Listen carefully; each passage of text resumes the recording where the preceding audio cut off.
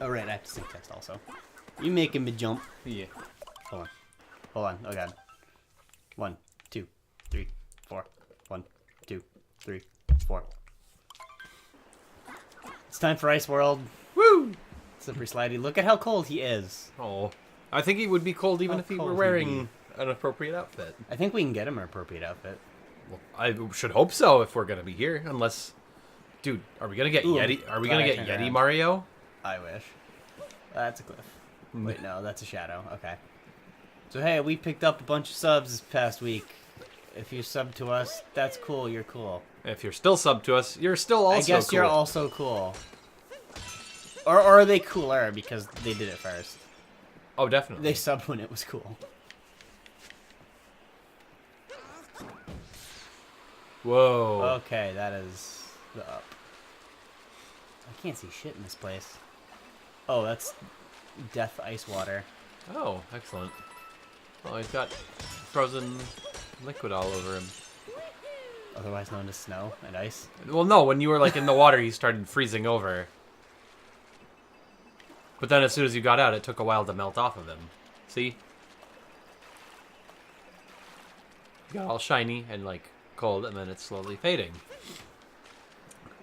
But yeah, so I just got back from... Yeah, please tell us all about... So I got back from going to PAX Unplugged in Philly this last weekend. And overall, I was pretty happy with it. Except our first hotel was a shit show and a half. So I'm actually not even going to participate right now. It's going to be story time. Okay. Balrog story time. That's fine. I'm exploring right now. So, I'm not going to actually say what brand it is. Oh, do it. You sure? Yeah, I don't care. Okay, fuck it. It's Red Roof Inn. Okay. Those guys are... What are they going to do? Sponsor us? No. No. I don't know. I just feel bad putting people on blast, even if they did something shitty. But anyway. So we get to the hotel at probably about 11:30 at night, because we just drove Thursday night all the way from here to Philly. Oh, it sucks. It wasn't too bad. It was a comfortable ride, because my friend had a good car. It wasn't Dane in his tiny Fiat. It's our other... Someone with a real car? Someone with a real car. So we get in the hotel, we start relaxing, and as we're, like, setting up, we're noticing weird stuff in the room that's kind of gross, but, like, easy to push past. Like, there's, like, hair all over, like, one of the pillows. That's kind of gross, though. There was, like, a sock that housekeeping had somehow missed in plain sight. There were old cigarette holes in each of the blankets on each bed. That, like, you know, like they were made of that cheap, shitty acrylic stuff so that if it burned, it would, like, have, like, the black, melted, plasticky look. Mm. But it probably just chipped off in the wash, so it was just, like, these ragged holes. Now, the thing... So we're actually getting ready to settle down for bed around, like, 12:30, right?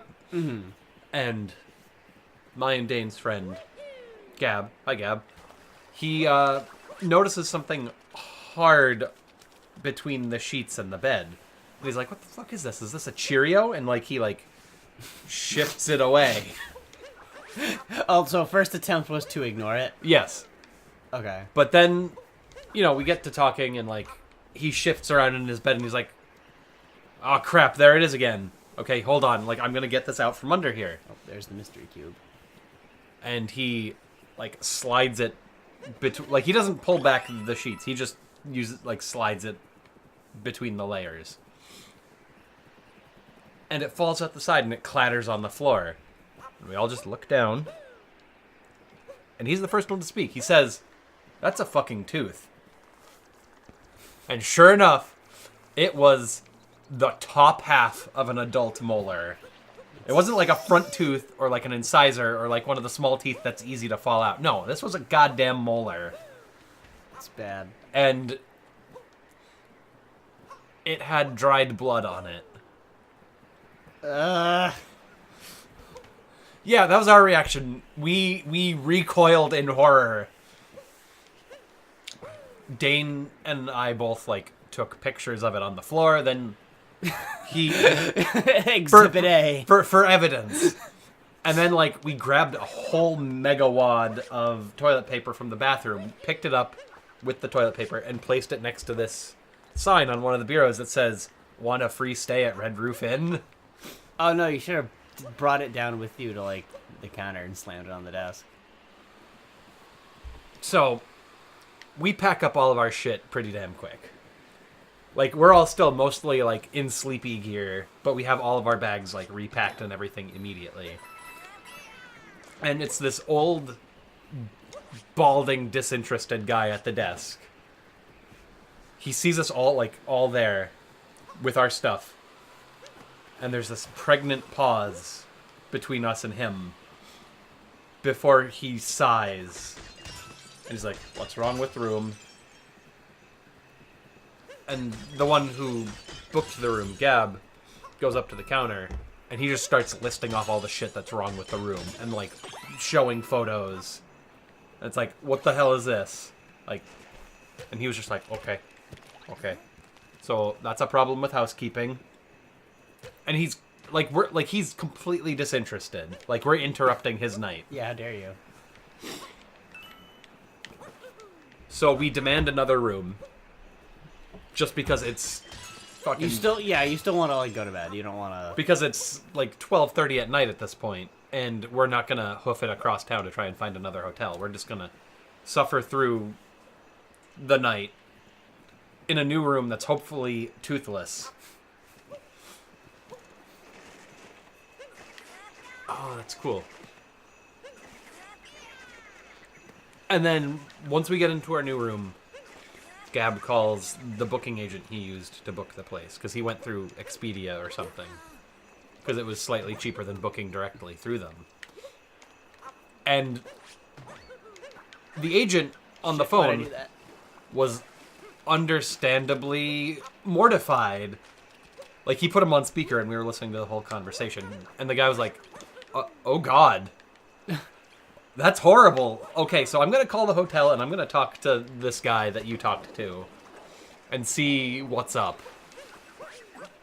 And then, sure enough, the agent calls us back, and he's like, "Yeah, he said the same thing to me he said to you, that it was a problem with housekeeping," and tried to, like, pass it off as if it were not anything he could do something about.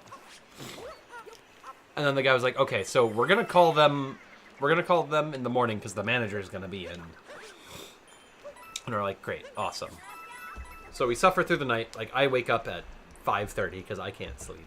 Dane's sleeping above the blankets because he doesn't trust anything under. Nor should he. And I would sleep, like, on the floor. Oh my God, who are these people? they're so cute! What are you? Show us your face. Are they little yetis in, like, snow gear? Oh. But it gets better. Oh yeah, so I found out this technique also. If you jump after doing ground pound, you get a little extra jump height. Spring jump. I see. So, to continue the story, we suffer through the morning. We're all packed up, ready to go by like 7 a.m. We're just like, okay, fuck this. We're getting out of here. Oh my God, look at him wave with his little floppy, too long for his arms thing. Wave again, do it. No way, is that a seal? It might be a seal. Look at him, his arms don't fit. Oh, that's so cute! Leaving, goodbye. They're so friendly! But to continue... Also wrecking the place. It was a moon up here. So to continue the story, we're down in the lobby at like 7 a.m. We call the agent back, and we're like, so... And we got a different person, but they looked at our case file and they're like, oh my God, like, how, why did this happen? Why do they have hot dog carts? I don't know. Maybe they like hot dogs. What? And he's like, okay, I'm gonna call and talk to the manager. So he did, and then we go down to the lobby and we go hunting for the manager. And there's nobody at the front desk. There's nobody in the lobby area at all. They just punked you like everyone's just gone. So they built the hotel just to fuck with you. Probably. And there's one of those classic, like, bells, like silver bells on the thing. Ding. The ding tap, bells. Tap to ding, yeah. And Gab, who's still pissed at this point, is like, I really want to ring it, but I don't want to be that guy. So we wait, like, a couple minutes before he sheepishly rings it and then stops the thing from reverberating. We wait a couple more minutes, and he's like, okay, you know what, fuck this. Nobody's here yet. And then he just slams the bell.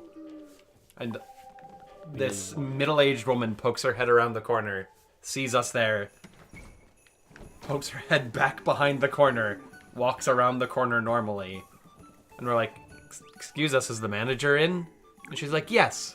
She goes through the door next to us, goes through the other door, and to behind the service desk, and just stands there and doesn't say anything to us. Like, can you get the manager? Oh, I'm the manager. We tell her everything that we said to the agents. She knows the story anyway, because the agent called her.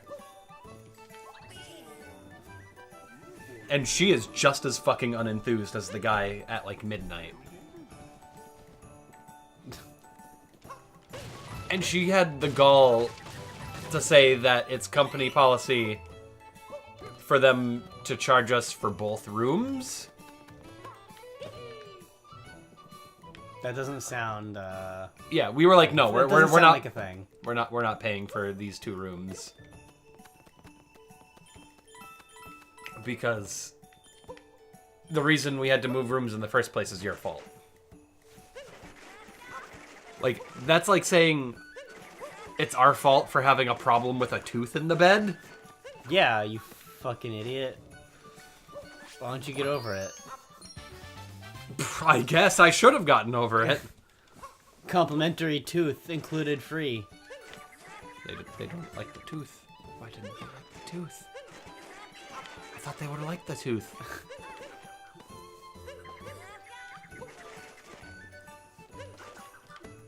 But beyond that, the rest of the weekend was great.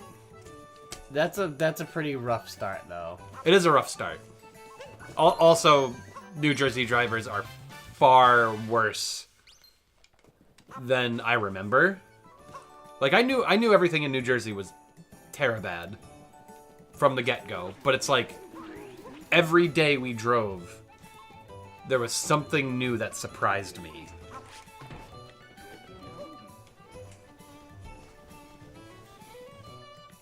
Like, I think the nicest and best interaction we had in New Jersey was with our second hotel's, like, front desk agent, who was, like, super polite and super fun and, like, funny and helpful. And we told them the story, and they were like, oh no, that's terrible. Well, you know what? Just before you go to your room, I'm gonna do one last comb over to make sure there's nothing wrong with it. To make sure there's no teeth here. That's what he said.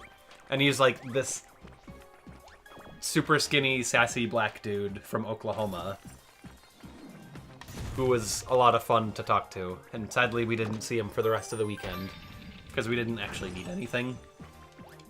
Because this place didn't have teeth. Yep. I guess the other good interaction was we went to a liquor store on Friday night, and one of the dudes there was super helpful. But yeah, New Jersey sucks. Sounds it. It's expensive to leave New Jersey to get into Philly. It's weird. What do you mean? So Philadelphia is across a bay from New Jersey. Like, Philadelphia is on the water. And then there's a bridge from New Jersey into Philadelphia. And, like, that's one of the only ways to get there without having to go into New York and then down into Philadelphia, or down into Pennsylvania to Philadelphia. Sweet, we can get the Arctic coat now. Nice. We needed 15. But it's like $5 to cross the bridge from New Jersey into Philadelphia. But leaving via the same bridge doesn't cost you anything. Okay. And it's just like everything about New Jersey is designed to fuck you over. The only thing I will... Wait, was this one important somehow? I guess so. And the drivers were so much... Like, they were so reckless. Oh, we have to... Oh, we have to help them out. Okay, that explains it. Because they have 4 doors and a big Bowser barrier. A triple B, if you will. Ah, in triple the, B. In the thing. But now we can get the winter jacket and go through the door that he's like, you can't go there unless you're properly dressed. Aw. Oh, these guys are cute. On, So, next to the convention center, like, literally across the street, is what was called the Reading Terminal Market. Oh my god, look at these. Oh! So cute. They are seals. Oh, that's amazing. That's great. I love those little guys. I like when they jump, they boink. Alright, cool. Now we are, So the Reading Terminal Market is awesome. Like, if you've ever been to Faneuil Hall in Boston, it's a big market with lots of, like, little shops and little restaurants and stuff. But this place is all open air. It's just... like each block is like a 20-foot by 20-foot square, and there's usually like between 1 and 4 businesses in that block. Okay. And it ranges from like full kitchens to grocery stores. Just open air. Anybody can walk around, do their shopping. Like, you can shop and buy produce, and then in the very next stall, you can just get fucking Cajun food. That's pretty sweet. Like, I got a sweet burrito for $9, and it was like 2 pounds of food. Dane and Gab enjoyed the Cajun food a lot because they had alligator, which is actually pretty delicious because I tried some. So I never had. It's a lot leaner and more tender than you would think it might be.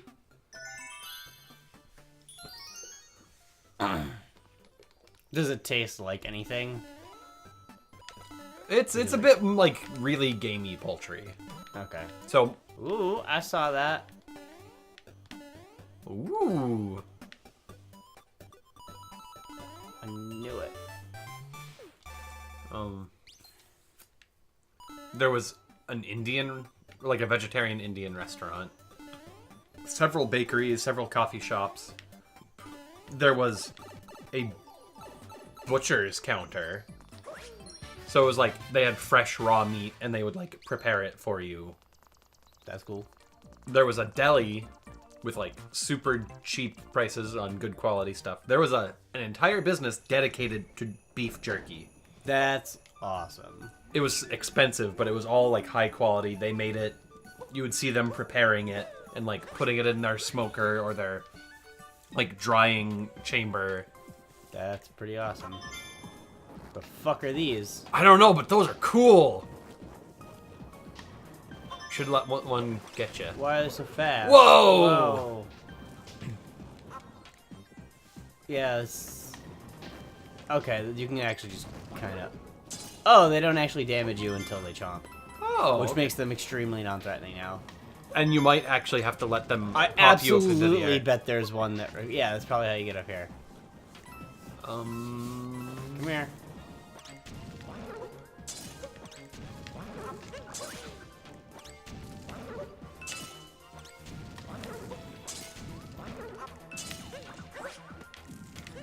Oops. No.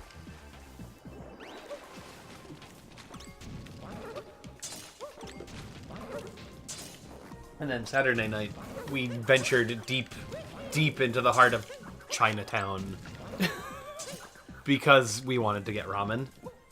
And somebody we were with, like that we met up with, that knew one of them was like, hey, let's go get ramen. We know of this really awesome place relatively close by. And it was like maybe a 10-minute walk. Unfortunately, when we got there were like 30 people outside waiting, and it was starting to rain. Oh, that sucks. And then we inquired, and it was like, oh, it's gonna be about an hour wait if you want to sit down. And we're just like, oh, shit. Did we really waste all this? Did we really waste all this time waiting? Or not waiting, but like waste all this time getting out here only to find out that we wouldn't actually get to like enjoy ramen? But then somebody was like, no, dude, just order, like go in back, order it to take out. It's so much faster. Oh, so the line was just if you wanted to sit down. And it was this tiny building that was maybe like 20 feet across, but it was super deep. And like there was an aisle that was maybe like 3 feet wide before you were like right up in somebody's face with your butt. So like if you wanted to scoot past somebody, both of you would have to turn to the side. And it cost me $11 for this mega huge bowl of udon. It was curry udon. And it was fantastic. But given the area, I didn't expect much from it because it was kind of a shitty looking part of Chinatown. But I was very pleasantly surprised. Because, like, going inside, it was, like, all these, like, short wooden stools with, like, cubbies cut out for butts. And, like, it looked like what you would expect a ramen shop to look like in an anime. Like, everything's, like, low to the ground, very, like, Spartan decorating. You're just there for the food and jam it down your gullet hole. But it was so delicious, and they had these giant vats of like broth just boiling away. Like they had like 4 different ones. Then so we took it out and we went down the street to a place that sells bubble tea. And we ate inside that restaurant and they didn't give a shit. We actually had several people come up to us and like, dude, where did you get that? That looks and smells amazing. Where'd you get that ramen, brah? And we told them, and one of them was like, oh yeah, I know that place. Why did I not make that connection? And then they, like, happily left. And we just assumed they went and got ramen.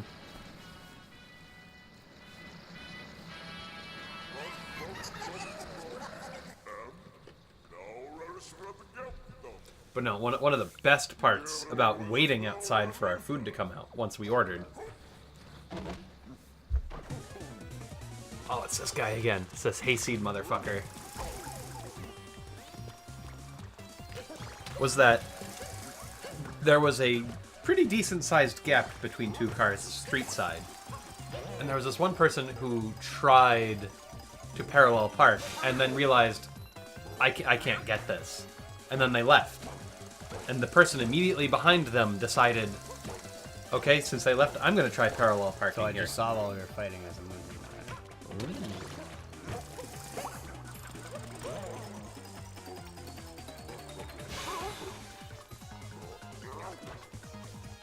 And, you know, it looks like this old guy is going to actually make it into the spot to parallel park. And instead of readjusting himself at one point, where he could have salvaged it, he backed up slowly, right into the car behind him, which had an old lady, like a middle-aged woman inside. And then she just suddenly, like, looked up and was like, what? Did he hit me? And then he, like, pulled forward, and then he tried again. And he hit her again. So he, like, backed, pulled forward, did it again. Yes. But it was slow. Like, it wasn't, like... It was maybe, like, a mile an hour or less, and it was just slow, like... Boop. Like, you would feel the impact, but it wasn't, like, Nothing a loud happened. crash or a crack. Yeah. And you'd think enough is enough if it were you making a mistake twice, right? He kept trying to back up. Well, no, he kept trying to back up after the second time. So he just kept pushing against her vehicle, and it's like, why am I not going forward? And this is the moment when she finally gets out of her car and, like, starts to do something about it. Because I think she was just so in shock the first time that it took her a while to react. Yeah. He wouldn't do it again. And out comes this tiny elderly Asian man wearing like a big like dock worker's cap and like a really heavy wool coat. And he looks utterly bewildered to be there. Oh boy. Whoa. Can I leave my confinement? No. Oh, you probably need to blow those guys off the thing. Well, you can knock them off too. Oh. Into the poison. Why is there poison in a nice world? Look, they have sand hats. Oh no. But ultimately, like, they assess that there's no damage, shake hands, and then he leaves. But it's like the entire time, the entire crowd is like in shock because everybody hears it the first time. Everyone's just like, "What are you doing?" Yes. And then somebody tries to like intervene.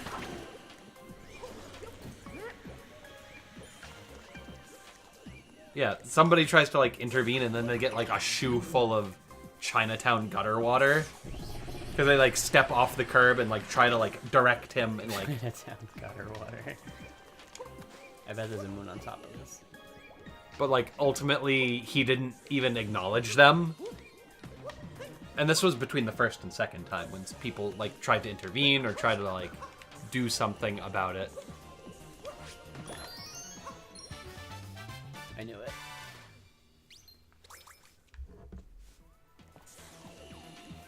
Oh, that's how I get those. That one's not in jail. Oh shit. Oh, good save. Good save.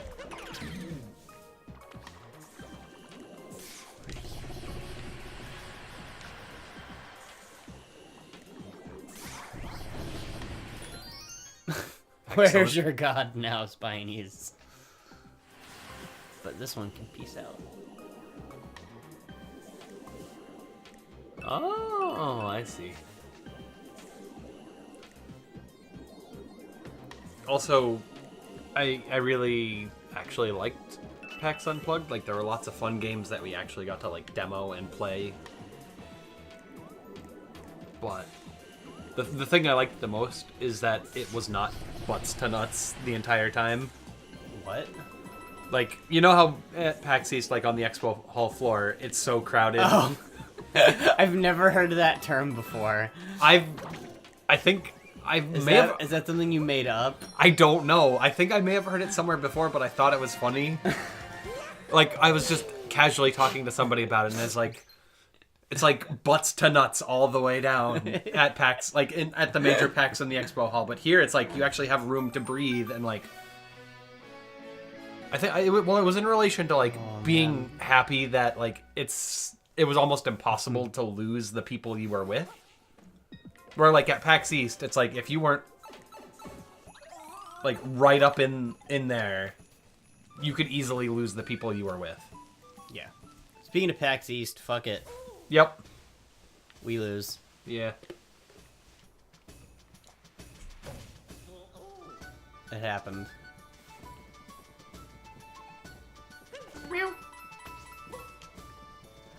Yeah. I was like a half hour too late for Saturdays, and then at that point, I'm like, never mind. Oh, they don't have their coats on. Look at them. They only need one more racer. Who could it be? Oh, look at King Seal Man. Oh, he's so cool. He's the biggest, the fattest, and he's got the best mustache.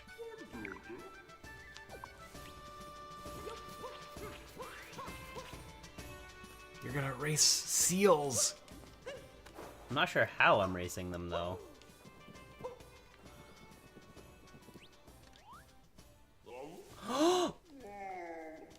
Now I know how we race them. You take control of him. Assume direct control. He's like, I don't want to race. And you're like, bitch, yeah, you do.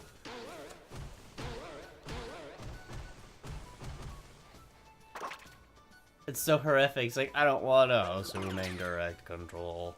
You know, on second thought, I want to race. Oh wow, they bounce off the walls too.